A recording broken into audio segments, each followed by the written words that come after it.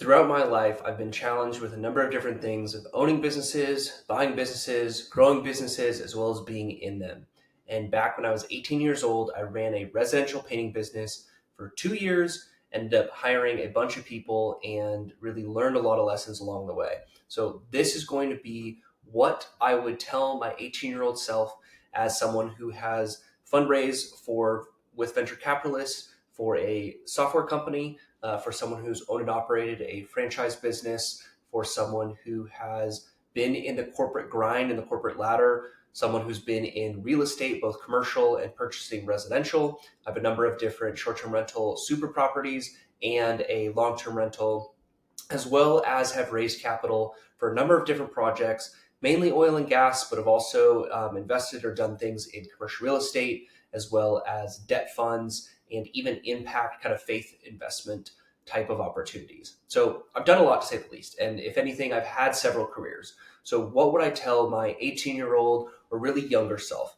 Typically, I would say there are three things that are radically going to transform my path of what would have been to today, and also what will continue to change my trajectory for tomorrow. So let's start with these three things because these are going to absolutely change your life. The first thing is going to be about repetition and the power of compound action. Ultimately, the most amazing, incredible experiences in my life have been unexpected. And I, being a younger individual and younger man, could not fathom that. I, as a very analytical person, really saw inputs and outputs. And so I would focus on what would help me get to something and would be extremely disappointed when putting some amount of effort didn't happen to turn into anything. But what I found over time is that by putting in these inputs and this idea of like putting bricks down to create a brick wall, you don't know what's going to happen from that. From just the constant repetition of showing up and being consistent, I've had partnerships form. I've had the opportunity to be sponsored by different things. I've had companies come to me to be hired. I've had opportunities to grow companies or to go alongside people to grow companies or create companies. And so just by being someone who is consistent and constantly taking action in some direction is absolutely important. What that direction could be, I would say it's less of your passion and more of your intuition. I believe all internally, we have intuition that really guides us in terms of what are the things that we need to focus on and do right now, as well as what we should do in the future, and really that kind of career path or even the function of what we should do. For me, that was a lot of business and then became more software and then ultimately became more finance related. And really, it's to say, like, even when I was in college, I knew there was some financial piece to it, but I couldn't yet figure it out. And so I turned then to real estate, which then turned into, again, these different paths. So I'm happy with how things like turned out. And I really wish that I would have given myself more grace through that process to ultimately take action to learn. The idea of talking to 100 people gives you the opportunity to either create something or to learn something. So if you haven't talked to 100 people about something, it's really your opportunity to go out about that and also tie this in at the end. So stay tuned for that of why that's so important for talking to those 100 people. Now, repetition and consistency also relates to finances. So this is another piece as part of the first topic where we should really be focused on what that looks like, feels like, and feels like. Ultimately, I was very focused when I was younger, as well as in my 20s, on the idea of being that millionaire of sorts, right? To have the sustainable cash flow and the income to basically do whatever the heck I wanted. And that is an important, I believe, thing to function and grow too. But ultimately, you want to focus on being creative. And by being creative, it then creates value. And that value ultimately would then give you income to then supplement your lifestyle, grow, etc.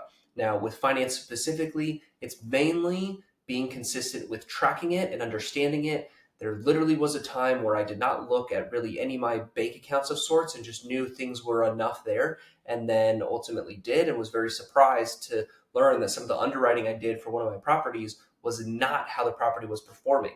And I actually had to go back and get a W-2 job just to have enough cash flow to float that, right? Now, that ended up working out, but ultimately that was a challenge to go through and ultimately overcame that. So by just simply looking at the numbers, I then could have pivoted quicker, understood better, as well as held less to the idea of that money serves me and more on the idea of the creativity, intuition, and the intention of my life.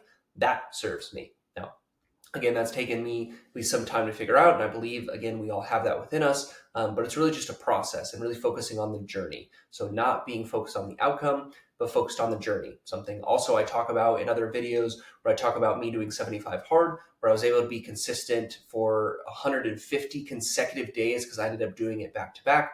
And then I also did the Live Hard program. The ability to be consistent radically transformed who I was, how I showed up, how I think, and also how I give, how kind I am, the space that I can give to others, and the list goes on. So constantly being consistent with the reps and just seeing where things go is just the best way to go about business, meaning, hey, I'm going to call 5 people a day, constantly call 5 people a day. Maybe not even about business, just, hey, how's it going? It's been a while since we've, chatted. I want to share, what I'm up to, right? Not everything needs to be an outcome, and nor should it be, because that's the beautiful part about life, is that it flows. Something I was very rigid towards initially. Now, next topic is leadership. Leadership in the sense of yourself and others. This is something that relates to control. There were a number of times where I was ultimately so focused on me doing it myself and I had to do it and I could, barely teach anyone, that ultimately everything fell on me. That issue meant that I was working long, hard hours. When I ran my residential painting business, I was working 80 to 100 hours some weeks because I wasn't able or willing to delegate. I also didn't know how. So the ability to have leadership, not only with myself, again, with that consistency, that discipline, and those repetitions, is also to say it's important for not only myself, but also how I give that to others, and letting go of control and the idea of surrendering, as well as having good systems, processes, hiring, and training opportunities for individuals is absolutely key. I am a huge advocate of take the money you have, not only save and invest, but also hire, whether it be for your personal life or professional life, or even the business itself, whether that's an executive assistant, a team for content, etc. Operationalize and optimize. Reason being, also, it's just an incredible opportunity to be able to hire and work with other people. Yes, you're challenged from your leadership. You also grow. You also give a great environment for other people to work in. And that is something that I believe is absolutely transformational to the people who work with you. By being a great person and then creating a great environment, you will also grow that great person into the greatest person I believe that they can be, by giving them the skills, tools, knowledge, resources, and belief that they can, which is a just incredible, fulfilling feeling, as well as incredible for personal life, like I said, business or professional.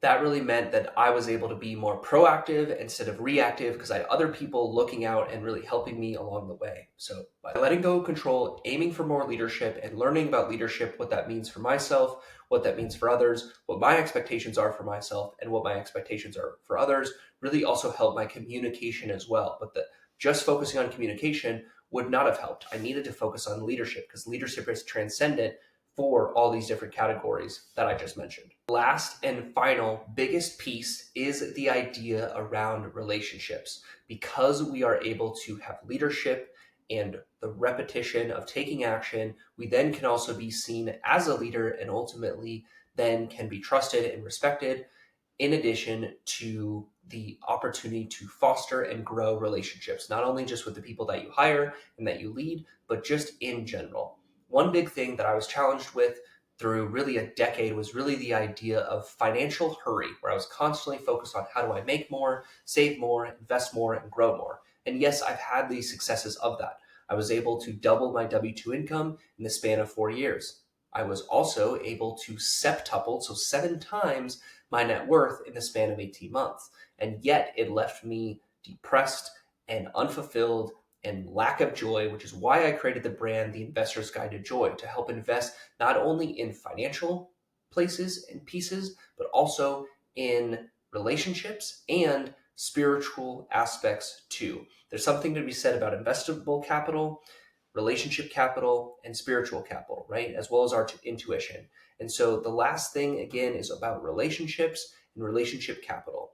I have found that I've been able to call individuals and have conversations, get into rooms, have experiences, go on trips, etc., that I would never be able to do if I only focused on investable capital, meaning that I was so focused on making money to then spend it to go do these things. Instead, I knew the marketing director of Formula One in Austin, and I had the absolute pleasure of going with myself and a friend to hang out for the weekend in the main grandstand. Those tickets are normally about $10,000 a piece, and yet that was the generosity of them with that connection that they were able to do that for me, and it was absolutely incredible time. So thankful for that, right? But that didn't mean I had to work so hard to save up 20 grand to then spend it to then invite one of my friends to come have this experience, right? There's different ways to go about having the same outcome, and ultimately that's through relationships, and not from a sense of using people, because that's something I've also seen, but it's the sense of just getting to know people with where they're at, where they're going, what their interests are, and as those align or those opportunities present themselves, sharing and discussing and seeing what could come of it, right? Especially as you're going out maybe for a new job or career, it's just learning what they know, and who maybe you could talk to. I realized that there have been 10 major life events throughout my career, and that's been through changing careers because I've changed at least 4 times at this point. I've been moving, so I've moved to 3 different cities, and being connected with different people has really helped that, and have the people that they know also be connected with me too. Relationship capital is absolutely transformational because it's also the, again, heart posture and intention of surrendering, where it's the idea of hard work doesn't always equal success. And so what that means is that ultimately we can say, again, the most amazing, wonderful, incredible experiences of my life have been unexpected. Therefore, if they are unexpected, I am surrendering and allowing things to happen. That means that I could have a relationship and that connection that then could create a different environment or opportunity that I would never be able to potentially have myself or in that timeline. I'll give you one last example, and this isn't from me. This is actually from someone here in Nashville that I had dinner with the other week as a group of friends. We were talking about how one guy was just casually at a restaurant, ended up chatting up with a construction CEO, and was really impressed by him and said, "Hey, one day you're going to work for me." And he said, "Yeah, I would if you double my salary." And so the CEO asked, "How much are you making?" And he took his salary, added maybe a 20% buffer, and then doubled that, is currently working at that company. And so it's just to say, in that moment, this individual was prepared to not only have the repetitions and the ability, the leadership and capacity to have the communication and wherewithal and focus on something beyond just the transaction, because he was so in tune with the relationship and the connection that it created a sense of value, and that value was seen by the CEO and then was given to this individual as an opportunity, and it worked out swimmingly well. Now, whether it works out or not is not part of the process, because that is the final piece in terms of relationship capital, where ultimately we often focus on the outcome, but it's more important to be in proximity and the journey, like I mentioned, in terms of reps, to then live our lives and go from that. Ultimately, these are the 3 biggest things that I would give advice to for my 18-year-old self, as well as a man in their 20s, or really anyone in their 20s who's looking to progress through their career or their finances, relationships, etc. If you focus on these things, you really find that you're more connected to people, you have better opportunities, you're more stable between yourself, you're able to lead yourself and others, and then also you're able to be consistent in the things that matter. Maybe that's reaching out to someone to schedule a date. Maybe that's going to the gym. There's a number of different things of how the importance of repetition really come together and how they create this sort of cycle between everything, between the repetition, the leadership, and then the human capital. There's this relationship where between the repetition, the leadership, and the relationship capital coincide within each other, and they create this sort of flywheel that transcends. If we were just to focus on a small piece, for example, communication, it really transforms us holistically and not minutely. So these things are also things that I'm continuing to work on and explore, where sometimes I'll just call people in a day if I think of them. It's because of the intuition and because I have the ability to do these things and take action on it and then lead and guide as we go through that. So this has been such an incredible journey for myself through business and through life. I'm very just appreciative and grateful to share these just thoughts and experiences. I know that one of these things is going to be very easy and resonate with you, and I know one of these things could be very challenging and difficult in terms of how it resonates or how you take action on it.